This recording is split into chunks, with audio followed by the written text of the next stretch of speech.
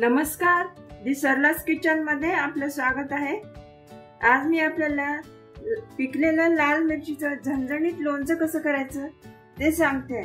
त्यासाठी लागणारं साहित्य: पिकलेल्या छान लाल मिरच्या, लिंब 2-3 लिंब, गूळ, मीठ, बस एवढं सामान लागते, काही जास्त लागत नाही।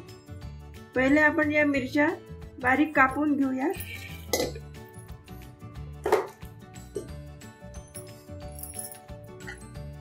या मिरच्या बारीक कापून मिक्सर मधून काढून घ्यायच्या चांगल्या बारीक।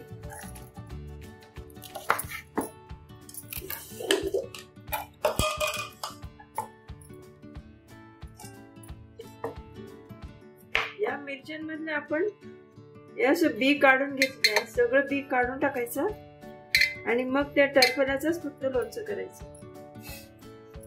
अशा मिरच्या कापून घेऊया। कापलेल्या लाल मिरच्या अशा मिक्सर मध्ये टाकून घ्या आणि मग चांगलं बारीक करा। लाल मिरची अशी चांगली आपण बारीक करून घेतलेली आहे मिक्सर मध्ये। आता ही एका भांड्यामध्ये काढून घेऊ।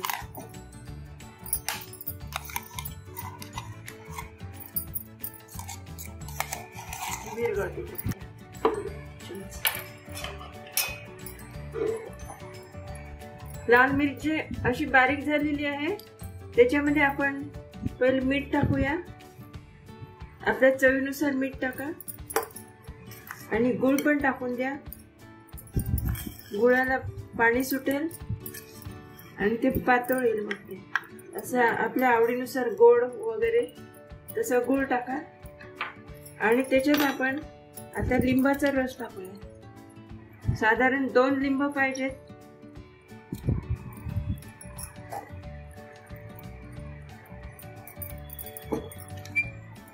दोन लिंबांचा रस टाकू।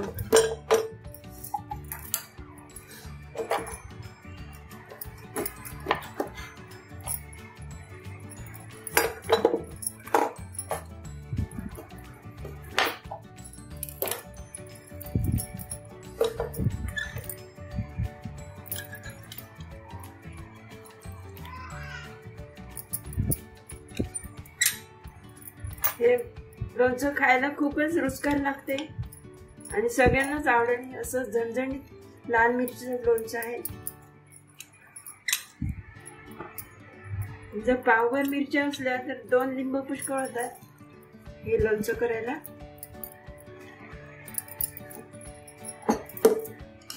आता हे चांगलं विरघळायचं। गूळ वगैरे असल्यामुळे जास्त तिखट लागत नाही ते। आता हे आपण मंद गॅसवर शिजवूया। हे मिक्सर आपण साधारण 5 मिनिटं बॉईल करायचं। एक उकळी आली की बंद करायचं, तोपर्यंत गूळ वगैरे सगळं विरघळून जातो आणि मग हे लोणचं उकळी आल्यावर तयार होते। हे लोणचं शिजायला थोडंफार सुरुवात झाली आहे। तुम्ही चव घेऊन पहा, तुम्हाला जर मीठ आणि गूळ कमी वाटत असेल तर तुम्ही टाकू शकता अजून। मी थोडासा गूळ टाकलेला आहे, कमी वाटत जातं। आता हे चांगलं उकळू द्यायचं किंवा शिजू द्यायचं। याला थोडं 5 मिनिटं वेळ लागतो, पण झटपट होणारं हे लोणचं आहे आणि चवीला एकदम स्वादिष्ट आहे।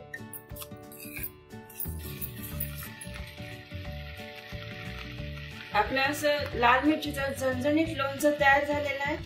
आता त्याला बुडबुड्या आलेल्या आहेत, चांगलं शिजलेलं आहे ते। आता आपण हे एका बाउल मध्ये काढून घेऊया। आपण हे लोणचं या बाउल मध्ये काढून घेऊया। हे लोणचं आठवड्याभर पुरते किंवा फ्रीज मध्ये ठेवलं तर महिनाभर चांगलं राहते, असं काही नाही। आपण हे लोणचं नक्की करून पहा, तुम्हाला पण आवडेल। एकदम झणझणीत स्वादिष्ट लाल मिरचीचं लोणचं तयार झालेलं आहे। हे लोणचं तुम्हाला नक्कीच आवडेल। द सरलास किचनला लाईक करा, शेअर करा, सबस्क्राईब करा। धन्यवाद।